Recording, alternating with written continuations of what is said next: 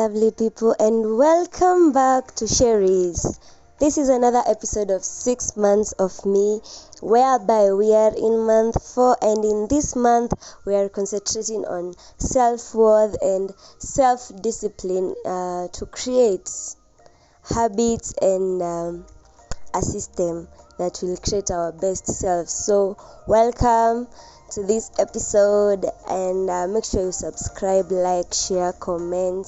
Let me know your views about this topic, and also your input on the rest of the videos that I've been posting. Thank you for watching my videos, and thank you for all the support and all the love. I appreciate it. The one in public and the one in private. I appreciate all the love. I appreciate all the encouragement. I appreciate people giving me their views and topics they want me to discuss.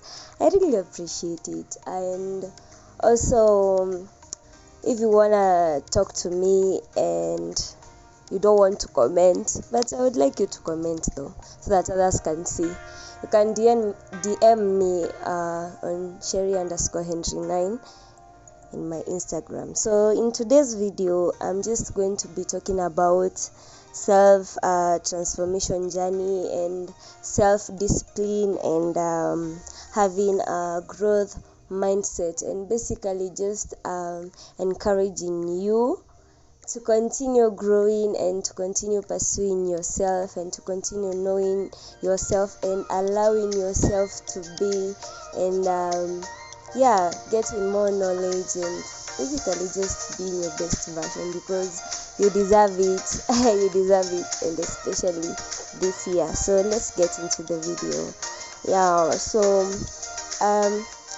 Tips on how to have growth mindset. Here are some questions you should ask yourself if you want to have a growth mindset. Number 1, what can I learn from this? So many of us tend to back away from negative experiences, especially because they hurt. But when you sit down and look back and ask yourself, what can I learn from this? What is this experience teaching me? What should I derive from this pain, from this anger, from this sadness? That's when you start to actually grow emotionally and physically. When you start asking yourself, like, what can I learn from this shortcoming of mine? What can I learn from this?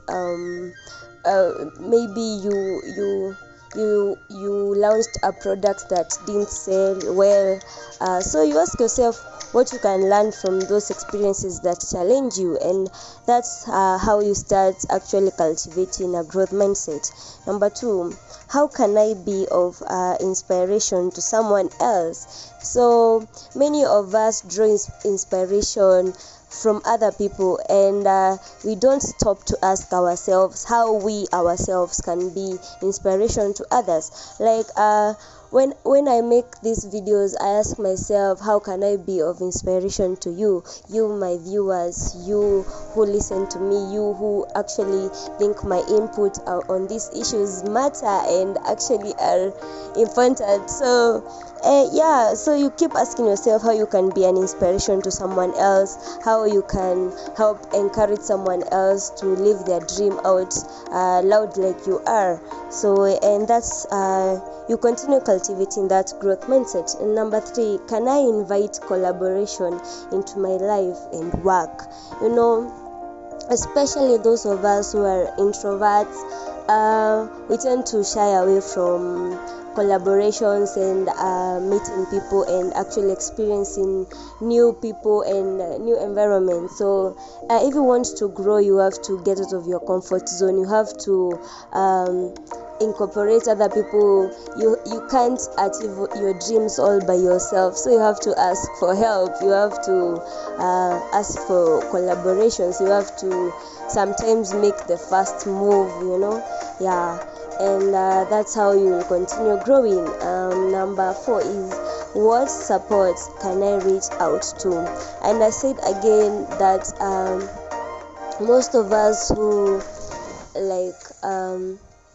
are hyper independent. They have always done things for themselves the way they want it, the way and if they won't be if they can't be able to do it for themselves, then they don't ask for help. Now that's something that a sign of low self-worth. So in order for you to grow, you have to know that you have to reach out for support, and you have to know which support you need at whatever time you are in and whatever period you are in your life, and start asking for help more.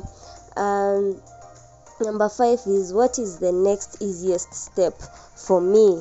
So you don't have to see the whole staircase, just take the next easiest step for you in your goals and in whatever you want to accomplish, and you'll actually start growing with small shifts and small daily changes that you make in your routine and in your life. So don't wait for it to be good, situations to be good for you to start living out your dreams. Just start, take the next easiest step for you. Number 6 is it number 6? Yeah.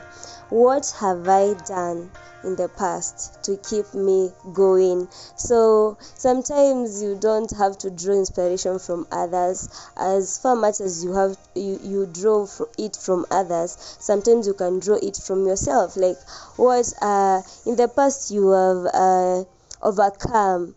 You have you overcame many challenges in your journey up to where you are right now, and you can always go back to yourself, go back home and ask yourself, how did I overcome that? How did I get through that period of my life, and how can it inspire me to get through this other period that has come in my life that is maybe more difficult or similar difficulty to the one that I experienced in the past. So once I say meditate, you just go back to the roots of your problems, to the roots of your emotions, to the roots of your being, to you, to the realest being. You know, people out here, they lie a lot. People out here, they show fake affection, and the realest person you can ever talk to, and the realest person you can ever go home to when you feel tired and when you feel like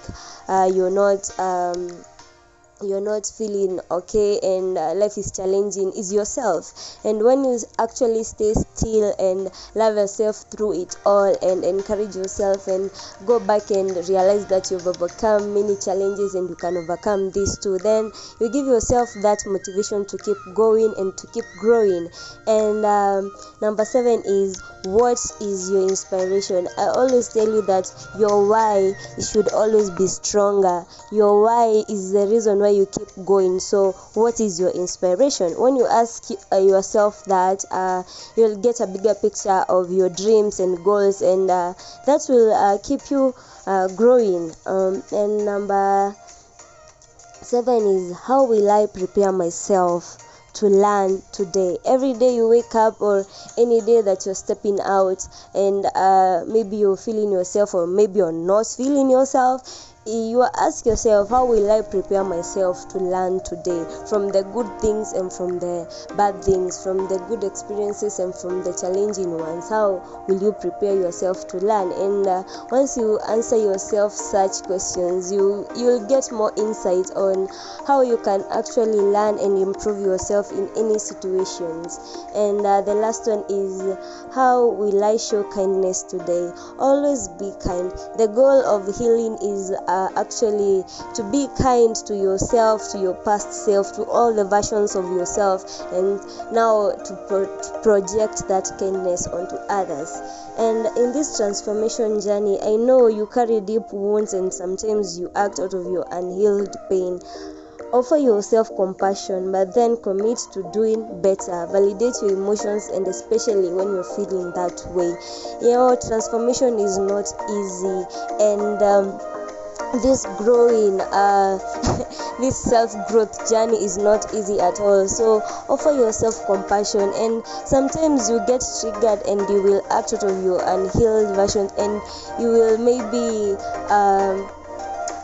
trigger something that you thought you healed, and you'll start all over again. So you just have to be patient with yourself. You just have to be to yourself that it's okay, that you're learning, and that it's okay to not be okay sometimes, and it's okay to actually outgrow those versions of yourself that feel do not serve you anymore.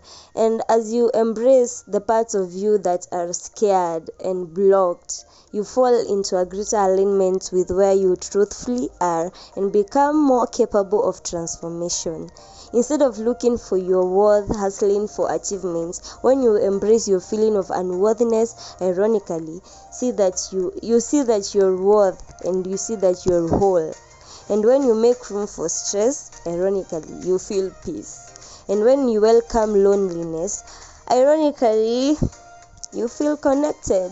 So it all starts from within, and you cannot get from others what you do not give to yourself. And I read a quote somewhere that said that as long as you think you're incapable, you're ugly, no amount of beauty, words, and validation from others can make you think otherwise. So you have to have that love for yourself in yourself first. You have to love yourself first. You have to be worthy of your time, worthy of your forgiveness, worthy of your everything, worthy of your love, of peace, of the great things. So you have to feel like you're worthy in order for you to receive it. Or you cannot receive something that you think you're not worthy of, and you cannot also receive something that you think do not exist. So if you think that you feel like you cannot achieve your dreams, and you keep doubting yourself, you won't achieve them, because that's where your energy is. So embrace all the facets of you. It is our fear, our judgment of the fear that keeps us stuck, and not the fear itself. When you aren't afraid to acknowledge all the facets of yourself, they lose their ability to hold you back. When you acknowledge that sometimes you're angry, and this makes you angry, and these situations make you angry, and actually you start working on yourself, on that anger, and you be aware and mindful of that, it loses its strength and control over you, and you have self mastery, and you can actually control it. So when you get mentally healthier and fulfill your goals, remember this other piece of your wellness journey. A healed person isn't someone who has gotten healthy and functional enough to get what they want and live their dream life. A healed person has learned to trust themselves enough that they understand they didn't need to get anything more to live their dream life. And I know most of us are not yet there in our journey. We still feel inadequate. We still feel like our past selves lacked something, or this improved selves of ours is the one that is more deserving and all. But we realize that as you heal more and more, you create a good safe space that your past self, your inner child, your teenage self, your 20-year-old self, you're in your 30s, you create a space for every part of yourself, and you actually start seeing that you did not lack at all.